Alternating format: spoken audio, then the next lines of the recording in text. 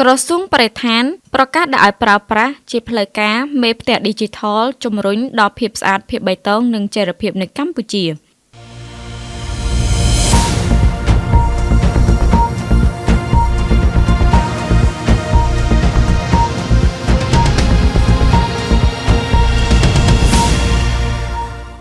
ថ្ងៃពុធទី22 ខែឧសភាឆ្នាំ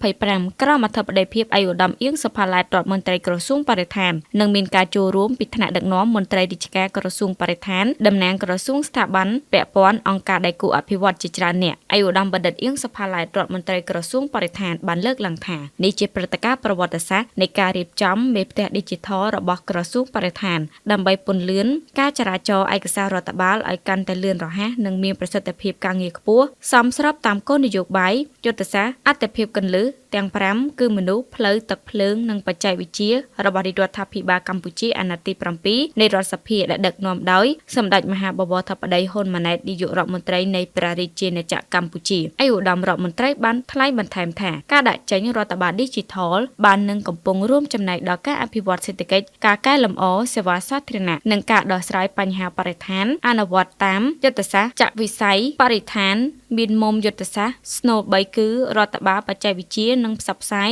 ដែលជំរុញឲ្យកម្ពុជាមានភាពស្អាតបៃតងនិងចីរភាពនិងឆ្លើយតបទៅនឹងគោលដៅយុទ្ធសាស្ត្របញ្ចកោណដំណាក់កាលទី1របស់រដ្ឋាភិបាលកម្ពុជាឯកឧត្តមរដ្ឋមន្ត្រីបានសង្កត់ធ្ងន់ថាការជំរុញការធ្វើបដិវត្តកម្មឌីជីថលនៅគ្រប់វិស័យរបស់ក្រសួងបរិស្ថាននេះគឺផ្ដើមចេញពីមនុស្សទៅឌីជីថលហើយឌីជីថលនឹងបង្កើតប្រសិទ្ធភាពការងាររបស់ក្រសួងដោយសម្រួលការគ្រប់គ្រងឯកសារនិងលំហូរការងារធានាបានតម្លាភាពនិងគណនេយ្យភាពដោយកាត់បន្ថយនីតិវិធីស្មុគស្មាញនិងកត់ត្រារាល់សកម្មភាពជួយបង្កើនប្រសិទ្ធភាពក្នុងការគ្រប់គ្រងទិន្នន័យនិងមជ្ឈមណ្ឌលកណ្ដាលរួមទាំងការបង្កើតបរិយាកាសការងារបែបឌីជីថលឆ្ពោះទៅរកស្ថាប័នទំនើបក្នុងឱកាសនោះដែរឯកឧត្តមរដ្ឋមន្ត្រីក៏បានថ្លែងអំណរគុណដល់អង្គការ STEM កម្ពុជាដែលបានសហការនិងរួមចំណែកធ្វើឲ្យកម្ពុជាស្អាតមានភាពបៃតងដោយចីរភាពតាមរយៈបេសកកម្ម3ចម្បងគឺ 1. បណ្ដុះគំនិតសាធារណៈនិងយុវជនជំនាន់ក្រោយឲ្យស្រឡាញ់បរិស្ថាន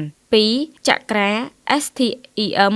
App ជាកម្មវិធីដែលបង្កើតដោយកូនខ្មែរហើយកម្មវិធីនេះសម្រាប់កំណត់ចំណាំទីតាំងកូនឈើនិងតាមដានការលូតលាស់របស់ដើមឈើដែលជាការរួមចំណែកកាត់បន្ថយឧស្ម័នកាបូនិកឈានឆ្ពោះទៅប្រទេសអព្យាក្រឹតកាបូននិងទី3ជំរុញដល់ការងារគ្រប់គ្រងនិងទុកដាក់សម្រាមឲ្យបានត្រឹមត្រូវប្រកបដោយប្រសិទ្ធភាពនិងការច្នៃប្រឌិតខ្ពស់